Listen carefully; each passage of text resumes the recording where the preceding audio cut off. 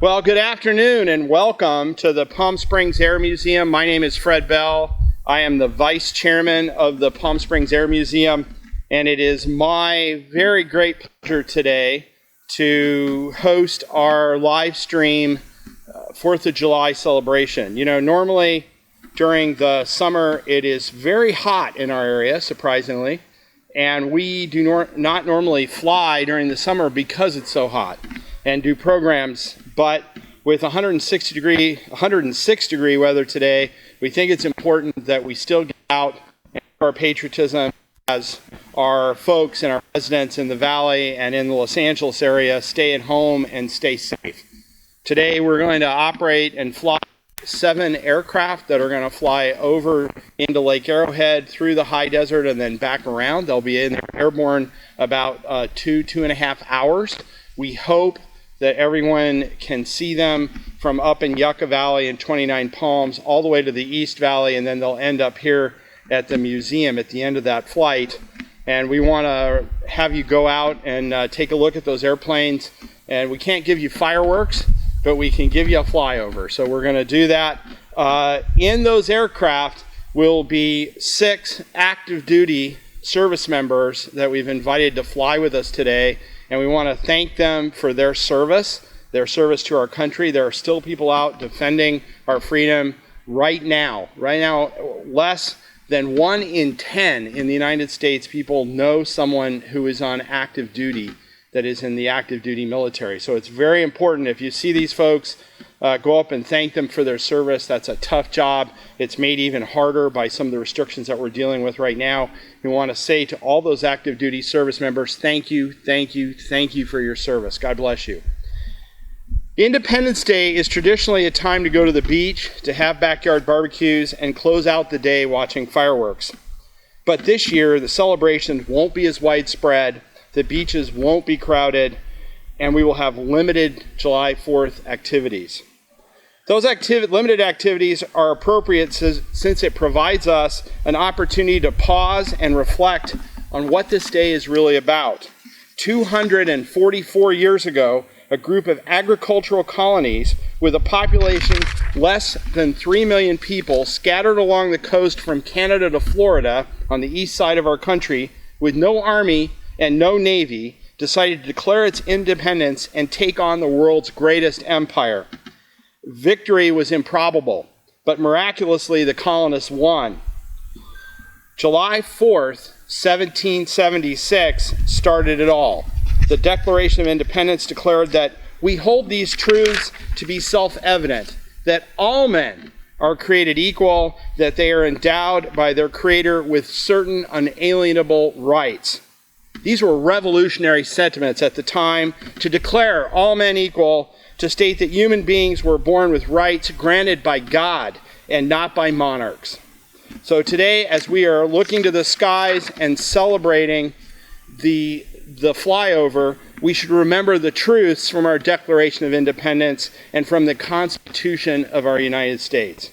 I want to thank you, and with that, we thought it would be nice today to have some invited guests, and our first invited guest is going to be Linda Evans. She is the Chief Strategic Officer for Community Advocacy with the Desert Healthcare Network. Linda, I'm going to move over here and put my mask back on. Thank you, Fred. It's an honor to be here today. Happy birthday, America. We are one of those countries that we know our birthday, and we can celebrate it every year, and it is about independence. And while Fred explained the challenging times that we're in right now, I would like to pay honor to the healthcare workers that are in our hospitals day in and day out, taking care of patients, like the veterans we're going to hear from, their sacrifices that are being made. Our veterans have made the ultimate sacrifice. Please remember that our healthcare workers are doing the same during this pandemic, and they want you to know that they're there for you if you need them. We're celebrating independence. The flyover will be amazing, and I just want to say thank you so much. Please be safe, be healthy. Thank you.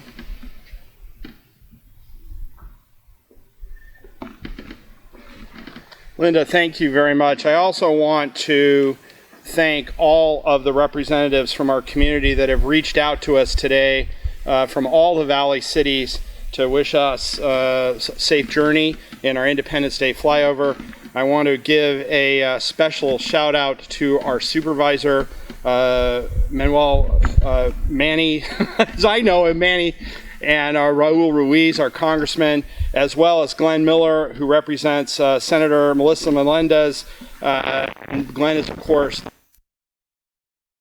all of those sentiments from all of our elected officials. And one thing that we thought, it's one thing to talk about sacrifice, it's in other words, and what the Declaration of Independence means in July 4th, it's another thing to hear from our veterans. And our veterans today that we have just about 3 minutes from each of them. We're going to have Pete Bahima. He was a petty officer with the Seabees. He is one of the greatest generation. He was in the Pacific from 1943 to 1946. After that, we'll hear Al Crosley. He was a staff sergeant with the United States Air Force in Vietnam and the Cold War. And then lastly, a very unique situation is Gordon Jenkins. He's a colonel with the United States Air Force. He was a pilot in Vietnam, and he flew and remembers that book. And what are the odds that the pilot of one of those airplanes from that war far away ended up about 30 miles from where the airplane ended up on display? So we're going to hear from those. You join us up here and just give us a moment of what your reflection is. Thank you. Well, first of all, I was born in the Boston area near Lexington and Concord way back. And then, of course, I joined the Navy in '43. I skipped my senior year of high school to do that. Served in the Pacific, in the Philippines, and after the war in China for occupation duty. And then when I got home, I joined the American Legion, which was very interesting. In fact, we were bringing home some of the bodies who were killed in Europe and everything like that, and more or less brought them to their graves and everything like that. Very interesting. Other than that, that's all I have to say. It was just, I enjoyed my military career. It was one of the highlights of my life. Okay, thank you. Okay. Thank you very much. Let's hear it for them, the few people that are here. Al, why don't you come on up and join us? Al Crosley, please.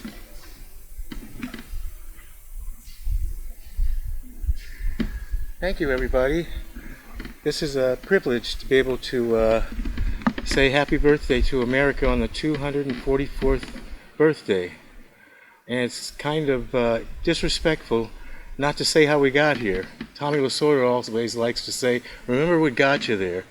What got us here started with Crispus Attucks, Nathan Hale, and it didn't end there. It doesn't start and end with my service or anybody's. It was a continuation from the last 240 years of dedicated people to what we have built here. And it's really it was a privilege for me to serve in the United States Air Force. I recovered some of the airplanes that Gordy Jenkins landed at Carrot Air Force Base. And the whole experience was just wonderful. I don't want to say too much or take up too much time. Thank you very much. Let's hear it for him. And now our Wild Weasel pilot, and if you don't know what a Wild Weasel is, that was suppression of air defense in Vietnam, which basically meant you went up there and you got the enemy to shoot at you and try to shoot you down so you could figure out where he was. So without further interruption, I'd like to invite up Gordon Jenkins. Gordon, please come on up. Got it? Yeah. Well, the brevity of the folks before may have given me a little opportunity to say more. I'll mention something that, you always hear about how the military, and the U.S. military particularly, never leaves somebody on the ground. And I had the experience on my 97th mission. I was a flight lead, two-ship, and I had a wingman who had flown one sortie. This was his first mission. So I was on my 97th, he was on his first. The first 10 are easy, the last 10 are easy because you're packing your stuff. So we rolled in, and I pulled up and looked back, and his airplane was on fire. I directed him to get away from the target area. He ended up bailing out because the airplane was losing energy with it was like a cigar burning on one end. I watched him go into the ground, and I marked it with the Doppler on the 105, and I had that in my radio compass so I could come back to that area if I needed to. I went over to guard and asked the controlling agency to send somebody to rescue him. They came back and said, okay, we'll have somebody there in about 10 minutes. And they did a little trick with me, I thought. They said, have you made contact with him? As though that was some code word, like they wouldn't do it if I hadn't. Well, I lied. I had not been able to talk on the radio, but I could see his parachute in the tree. So I said, yes, I have, and he's down there in the tree. So I had to go get gas, came back after hitting a tanker. They were very kind to come close to where I was. And I got back on frequency, and I said, where is the rescue force? And they said, well, they're out near Vin, which is a very dangerous place to be normally. And they said they were taking a lot of fire, so they may have to go back to the ship. I said, negative, negative, negative. What frequency they're on? So I got on frequency with them, talked to them, talked to their pilot back to where he was. I went out to them, and at about 1,000 feet, did S turns, because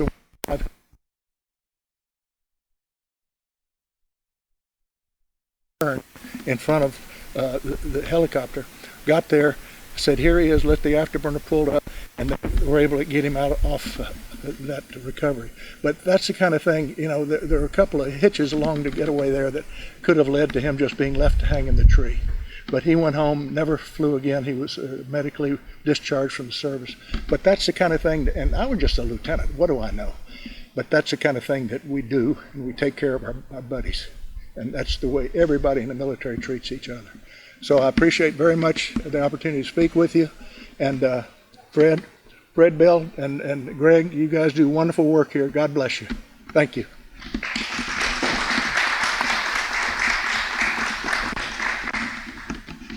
I think one of the things that Gordy said that is really important about our military is we leave no man behind.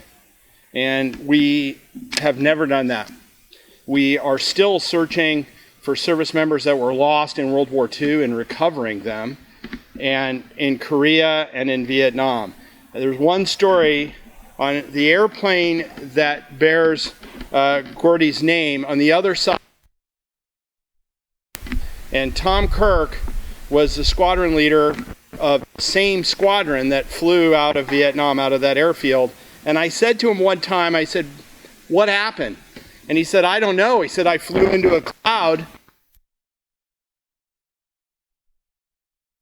And he had to bail out of the airplane, and he was a guest of the Vietnamese government for about 7 years after that. He was shot down. So you just never know in combat. In literally the blink of an eye, you can become... You were perfectly fine to you're a casualty or you're a POW in just a split second. And that is the reality of military service. These men and women put their lives on the line every day, whether it's flying off an aircraft carrier, it's a training mission. We just had an F-16 pilot that was killed a few days ago at Shaw Air Force Base, a very young lieutenant. And that happens all the time. It doesn't necessarily make the news, but we have service members that are lost, even in peacetime, all the time. So that is why it's extremely important to, when you see these folks, just tell them you really appreciate their service. Buy them a drink, get them a cookie, do whatever you can to make their life a little bit easier. Linda showed up with, what was it, brownies today. They will appreciate that. We all like that. When the airplanes are flying, we were talking about the healthcare workers. The aircraft will fly over. We haven't told them to go out because it's too hot, and they're working their tails off. But we are going to fly over each medical institution in the valley. We will go over in homage to those folks. And lastly, we are up against an unseen enemy. We are up against an enemy that doesn't care who you are. It doesn't care what color you are. It doesn't care how old you are. If you get infected with this, there's a chance that you can infect others. That there's also a chance that you can get very about. Wear your mask, wash your hands, respect your social distance. Know that here at the museum we are absolutely committed to that. We had a blood drive today for the last 3 days here with Livestream. We got COVID testing that was done. If you haven't been tested, go get tested. It's free. Take a little time.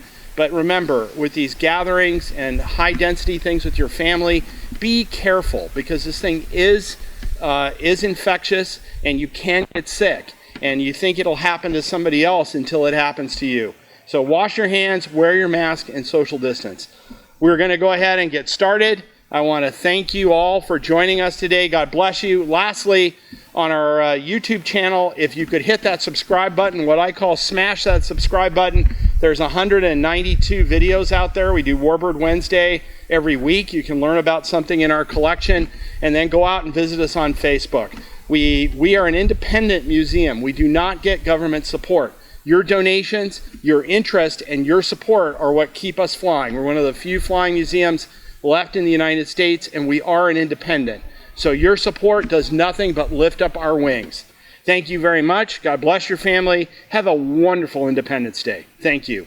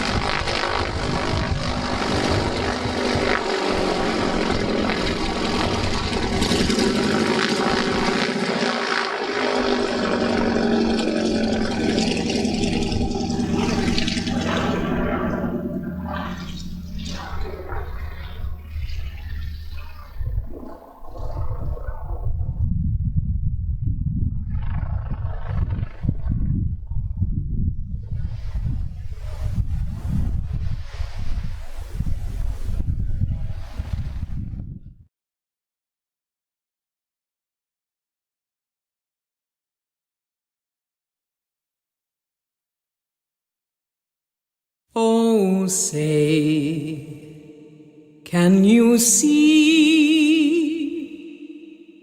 by the dawn's early light what so proudly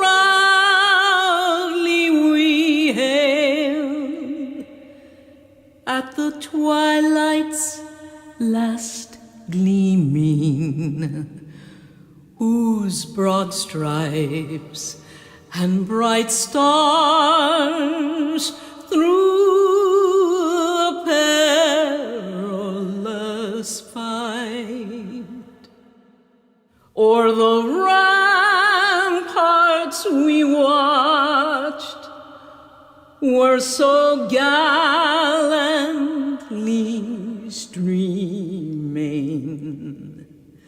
and the rocket's red glare, the bombs bursting in air, gave proof through the night that our flag was still there. Oh, say, does that star-spangled banner